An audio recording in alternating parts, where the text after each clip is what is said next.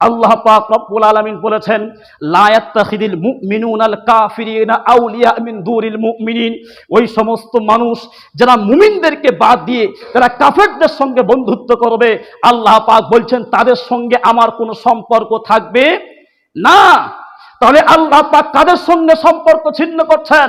যারা মুমিনদেরকে বাদ দিয়ে কাফেরদের সঙ্গে বন্ধুত্ব করবে, তাদের আদর্শ তোমার কাছে ভালো মনে হবে, তাদের লেবাস তোমার কাছে ভালো মনে হবে, তাদের কৃষ্টি কালচার তোমার কাছে ভালো মনে হবে। এই যে গত কয়েকদিন 25শে ডিসেম্বর গিয়েছে, আপনারা দেখেছেন কতই না সুন্দরভাবে দিনটা গিয়েছে, কি আনন্দই না হয়েছে। আবার এই আসছে 1 জানুয়ারি, আহা ডিজে বক্স বাজবে আর রাস্তা বের হব আর লাফালাফি করব। জি, এই জাতি আস্তে আস্তে কতই নিম্ন পর্যায়ে চলে গিয়েছে। আল্লাহ পাক বলেছেন সূরা লুকমান, ওয়ামিনান নাসি মান ইয়াশতারি লাহওয়াল হাদিস লিয়ুযিল্লা আন সাবিলিল্লাহি বিগয়রি ইলমি। লাহওয়াল হাদিস, যতই রকমের গান বাজনা, যতই রকমের যাত্রা, যতই রকমের থিয়েটার ফাংশন, আর ওই সমস্ত অনুষ্ঠান যার মধ্যে আল্লাহর ভিত্তি থাকবে না, ওই সমস্ত অনুষ্ঠান যেখানে আল্লাহর বিরোধী কাজ হবে, নবী বিরোধী কাজ হবে, নবীর আদর্শ বিরোধী কাজ হবে, কোরআন বিরোধী কাজ হবে, সমস্ত অনুষ্ঠান হয়ে গেল লাহওয়াল হাদিস, সমস্ত অনুষ্ঠান হয়ে গেল হারাম। আর গান বাজনা এমন একটা জিনিস যেখানে তো তার সাথে তালে তালে তাল দিতেও মন চায়, ইচ্ছা না চাইলেও পা দুটো নাড়াতেও ভালো লাগে। 25শে ডিসেম্বর নবীর কোন আদর্শ ছিল? নবীর আদর্শের মধ্যে নয়। 1 জানুয়ারি নবীর আদর্শের মধ্যে নয়। তাহলে তুমি কেমন ভাবে তুমি সারা রাত জেগে থাকো? 31শে ডিসেম্বর আইলে রাত 12টা পর্যন্ত জেগে থাকবো। কখন যে 1 জানুয়ারির রাত আসবে, হ্যাপি নিউ ইয়ার লিখে বন্ধুদের মধ্যে শেয়ার করব, এমন করেছি কি করিনি?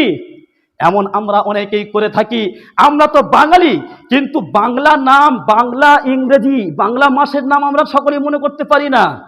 ইংরেজির সঙ্গে এমন মহব্বত আমাদের, ইংরেজি মাসের নাম কিন্তু আমরা সকলেই মনে করে থাকি। বন্ধুরা আমার, এটা আমাদের কোনো উৎসব দিন নয়। আল্লাহ পাক উৎসব দিন আমাদের দিয়েছেন 2টি, একটি হলো ঈদুল ফিতর আর একটি হলো ঈদুল আজহা। এই দিন আল্লাহ পাক বলেছেন তোমরা আমার মেহমান হয়ে যাবে, যতই বড় উৎসব তোমরা করো, তবে বিশ্বনবীর আদর্শের মধ্যে থেকেই করতে হবে। সেজন্য করে আর যদি কোনো মানুষ কাফের বেঈমান ইহুদি খ্রিস্টানদের যদি কৃষ্টি কালচার অনুসরণ করে, তাহলে তারা তো তাদের দলকে ভারী করে দিল। আর যে সমস্ত মানুষ যাদের দল ভারী করে দেবে, হাসরে ময়দানে নবী করিম আলাইহিস সালাতু ওয়াস সালাম বলেছেন, মান তাসাব্বাহা বিকাউমিন ফাহুয়া মিনহু। যে যাদের দলকে ভারী করবে, হাসরের ময়দানে ওই সমস্ত মানুষদেরকে তাদের দলে অন্তর্ভুক্ত করা হবে, তাদের হাসর তাদের সঙ্গেই করা হবে। সেজন্য করে বন্ধুরা আমার, আমরা সকলেই এই সমস্ত কৃষ্টি কালচার ইহুদিদের থেকে বেঁচে থাকবো ইনশাআল্লাহ। আপনি ফাংশন করুন, আপনি পিকনিক করুন, আপনি ফিস্টি করুন, কোনো সমস্যা নেই। সারা বছর আপনি করুন, পয়সা চাদর হলে ফিস্টি করে খান, আনন্দের বিষয়।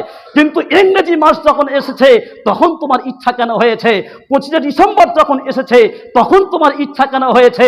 এই সময় ইচ্ছা আসা মানে তোমার কিছু কিছু মহাব্বত ইহুদি খ্রিস্টানদের সঙ্গে আছে, আর বিশ্বনবী আদর্শের সঙ্গে তোমার কোনো মহাব্বত নেই। সেজন্য করে আমরা এর থেকে বেঁচে থাকবো ইনশাআল্লাহ। আল্লাহ পাক আমাদের সকলকে সহি বোঝার তৌফিক দান করুন, আমিন সুম্মা আমিন। ওয়া আখিরু দাওয়ানা আলহামদুলিল্লাহি রাব্বিল আলামিন।